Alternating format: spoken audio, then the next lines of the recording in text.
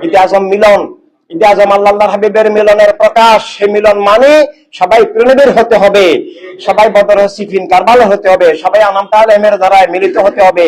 আল্লাহ হাবিবের সাথে মিলন মানে আল্লাহর হাবিবের প্রেমে উৎসর্গিত জীবন, সব মানুষকে উদ্ধারের, হেদায়েতের দিশা দেওয়ার, সত্যকে কায়েম রাখার, মিথ্যাতে উৎখাতের সংগ্রামের জীবন।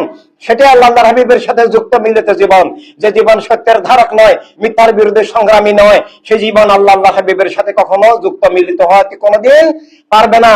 তাই ঈদে আজম, ঈদে মেরাজ শরীফ মানে আল্লাহ হাবিবের প্রেমে উৎসর্গতা, আল্লাহ হাবিবের প্রেমে মিলিত মানে, যুক্ত মানে সব মানুষকে যুক্ত করা, সব মানুষকে বিচ্ছিন্ন করে বাতিল ফেরকা বস্তুবাদ, দিনে বাতালাম মূলকীয়ত, এক গোষ্ঠীর রাজনীতি এক গোষ্ঠীর রাষ্ট্র, আর মানবতার রাজনীতি মানবতার রাষ্ট্র, মানবতার দুনিয়া খেলাফত ইনসানিয়াত।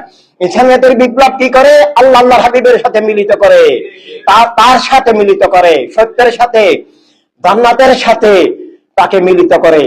একটা মানুষ ইনসানি বিপ্লব সুন্নি আন্দোলনে আসলে সে সারা দুনিয়ার সমস্ত মানুষের জন্য কিয়ামত পর্যন্ত সব মানুষের জন্য মুক্তির দিশারি, মুক্তির আশীর্বাদ হয়ে যায়।